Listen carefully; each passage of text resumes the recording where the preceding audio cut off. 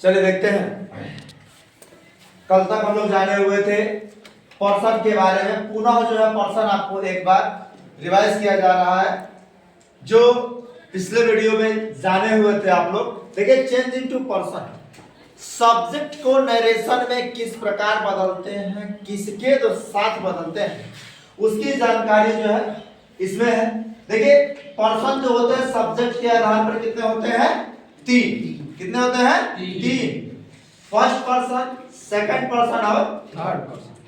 First person के अंतर्गत आता है आई और वी। सेकंड के अंतर्गत क्या आता है? यू। और जो थर्ड पर्सन होता है जो भी शेष बचा हो, जैसे दे है, ही है, सी है, किसी का नाम है, इट है, या अगर कोई सिंगुलर, अगर कोई प्लूरल्स होते हैं तो वो आते हैं किसके अंतर्गत? थर्ड पर्सन के अंतर्गत। इनमें वाक्यों को बदलने के लिए, नरेशन के वाक्य को सब्जेक्ट के आधार पर बदलने के लिए, पर्सन के आधार पर बदलने के लिए एक शॉर्टकट फार्मूला होता है और वो होता है SON बटा में 1 2 3। ये जो अंक है ये दिखाता है सब्जेक्ट को। किसको दिखाता है? सब्जेक्ट को। आज जो ऊपर वाला है देखिए लिखा गया है SON है। S का मतलब होता है सब्जेक्ट, O मींस होता है ऑब्जेक्ट और N मींस होता है नॉन। यानी कोई सब्जेक्ट आपका किसमें रहे? फर्स्ट पर्सन में रहता है तो उसे सब्जेक्ट के थ्रू बदलते हैं। यदि सेकंड पर्सन में रहता है तो ऑब्जेक्ट के थ्रू बदलते हैं और थर्ड पर्सन में रहता है तो नो चेंज, अर्थात उनमें कोई परिवर्तन नहीं किया जाता। ठीक है, अब समझेंगे ये जितने भी चेंजेस होते हैं, जो भी इसके सब्जेक्ट हो, ऑब्जेक्ट हो, ये सारी गतिविधियां जो है डायरेक्ट स्पीच के रिपोर्टिंग वर्क अर्थात रिपोर्टिंग वाले भाग के साथ ही की जाती है। बदलाव रिपोर्टेड स्पीच में किया जाता है। आगे देखिए, अगला आपका टॉपिक है चेंज इनटू टेंस, अर्थात डायरेक्ट स्पीच में रिपोर्टेड स्पीच का वाक्य जो है हमेशा किसी न किसी वो टेंस में रहता है और उस टेंस को हम कैसे बदलते हैं। सपोज दैट आप पहचान गए कि वो किस टेंस क्या है, अब उसे बदलना है तो किस टेंस में बदलेगा ये आपको दिखाया गया है। देखिए, चेंज इनटू टेंस में टेंस आपके तीन होते हैं, प्रेजेंट टेंस, पास्ट टेंस और फ्यूचर टेंस। इन तीनों में एक में चार चार पार्ट होते हैं जो चारों मिलाकर के आपको लिखा गया है प्रेजेंट इंडेफिनिट से लेकर के फ्यूचर परफेक्ट कंटीन्यूअस टेंस, अर्थात चार पार्ट प्रेजेंट के, चार पास्ट के और चार फ्यूचर के। ये तीनों मिलाकर के आपके पूरे 12 हैं और 12 जो है टेंस यहाँ पर लिखा गया है।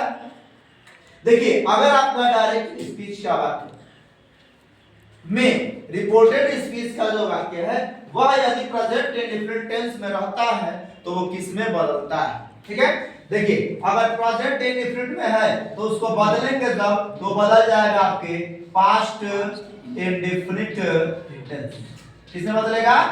Past indefinite tense. उसमें कुछ नहीं करना है, बदलने का सबसे आसान फार्मूला ये है। ये प्रेजेंट कंटीन्यूअस टेंस है, यदि प्रेजेंट कंटीन्यूअस में होगा तो किसमें बदलेगा? प्रेजेंट पास्ट के कंटीन्यूअस में। तो प्रेजेंट की जगह पर केवल पास्ट लिख देना है, यहां लिख देंगे पास्ट और कंटीन्यूअस पहले से है तो पास्ट कंटीन्यूअस टेंस, ये आपका बदल गया। तो तीसरा है आपका present perfect tense. Present perfect tense को बदलेंगे पास्ट परफेक्ट टेंस। ठीक है, उसके बाद है प्रेजेंट परफेक्ट कंटीन्यूअस टेंस, तो ये बदलता है आपका पास्ट परफेक्ट कंटीन्यूअस टेंस। ठीक, उसके बाद है आपका पास्ट इंडेफिनिट टेंस, अर्थात देखिए ये प्रेजेंट का जो चारों पार्ट था, इंडेफिनिट को इंडेफिनिट, कंटीन्यूअस का कंटीन्यूअस, परफेक्ट का परफेक्ट और परफेक्ट कंटीन्यूअस को परफेक्ट कंटीन्यूअस में ही बदला गया है, लेकिन प्रेजेंट को उठाकर किसमें डाल दिया गया है? पास्ट में। अब हम लोग पास्ट में आ गए। अब पास्ट टेंस किसमें बदलेगा? प्रेजेंट तो पास्ट में बदल गया। ठीक है, ये जो पास्ट इंडेफिनिट टेंस होता है ये बदलता है पास्ट परफेक्ट टेंस, अर्थात ये जैसे ये प्रेजेंट से पास्ट में गया, ऐसा नहीं कि पास्ट है तो फ्यूचर में चला जाएगा, ऐसा नहीं। ये पास्ट जो है अपने ही, अर्थात पास्ट इंडेफिनिट में है तो वो बदलेगा पास्ट परफेक्ट टेंस। दूसरा है आपका पास्ट कंटिन्यूअस टेंस, ये बदलता है आपका पास्ट परफेक्ट कंटिन्यूअस टेंस, ये आपका बदल गया। और नीचे जितना शेष बचा हुआ है अब ये सभी जो है नो चेंज की श्रेणी में आते हैं।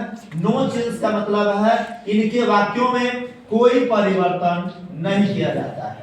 इन टेंस में रहे तो इनको बदला जाएगा, लेकिन यहां से इधर किसी भी टेंस में रहते हैं तो इनके वाक्यों में कोई परिवर्तन नहीं होता है। इतने में बोलिए किसी को दिक्कत? कंप्लीट हो गया। चलिए अब आगे जानते हैं इसी में। अब हम लोग आगे समझेंगे कि ये गतिविधि जो है क्या होती है, अर्थात अगर बाय द वे आपका वाक्य इसमें आ जाता है तो कौन से परिवर्तन, यहाँ तो लिखा गया है नो चेंज, अन्य कौन सा परिवर्तन जो है आप लोगों को करना होगा ये थोड़ा सा हम लोग समझेंगे। ये जो